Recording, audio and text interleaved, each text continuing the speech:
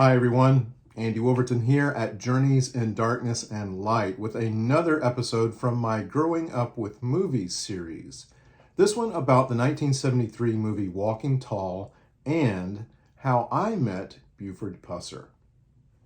My mother used to take me to church when I was a little kid. We lived in a small town, Forest, Mississippi, and attended a small church. Although our town had several churches, Temple Baptist was one of the smallest, with probably less than 100 congregants. I was friends with most of the kids there, since nearly all of us went to the same school. One of those kids was Bill Ballard, the pastor's son, who was a couple of years younger than me.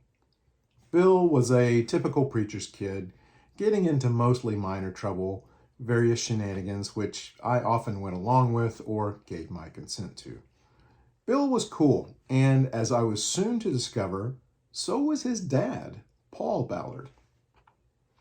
One Sunday before the service, Ballard announced that there was a movie coming to town, a movie he wanted everyone in the congregation to see, even the kids. The movie is rated R, he said, but it's an important movie and you should all see it.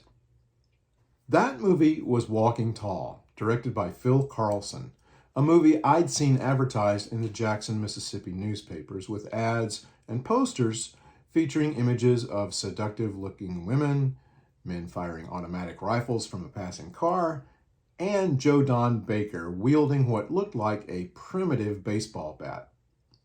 I was also captivated by one of the ad's taglines, which read, "Might just turn out to be this year's sleeper and emulate the runaway success of Billy Jack." Well, that was all I needed to know. I'd seen Billy Jack at least a couple of times and loved it.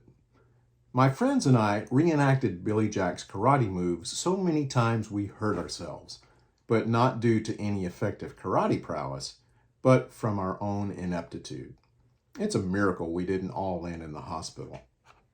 Walking Tall promised to be even more exciting, since all this guy needed was to swing that stick a few times and heads would roll, maybe even literally.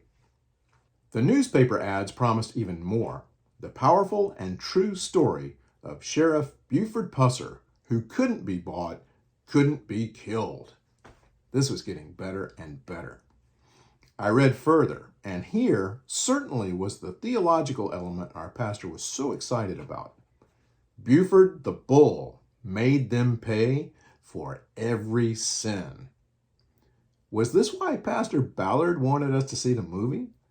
Was the penalty for sins a busted head from a Stone Age baseball bat? If so, I was about to pay a whole lot more attention in Sunday school. My buddies and I had also seen the trailer for the movie and were impressed on several levels. First, Joe Don Baker swung the big stick in such a way as to suggest he'd probably demolish the movie camera.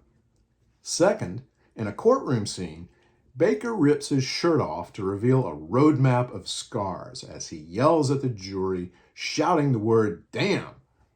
I thought, man, if he says "damn" in the preview, there's no telling what he'll say in the movie.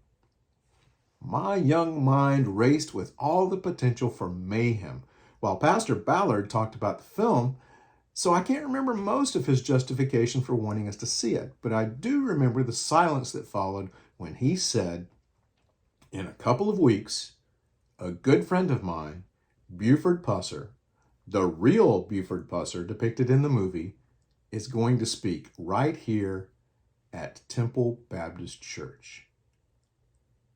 I'm not sure anyone in our church, maybe even our whole town, had ever met someone who'd had a movie made about them.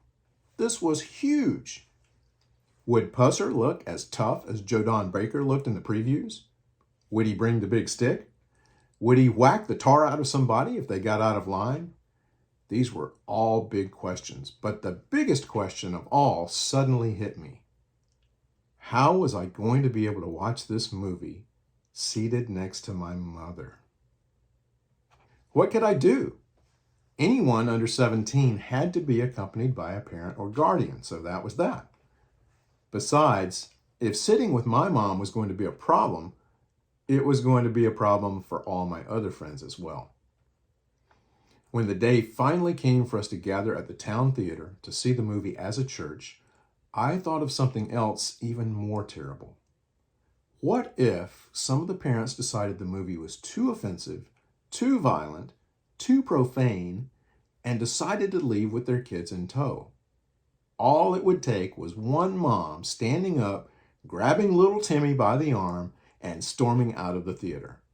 Then others would follow. Man.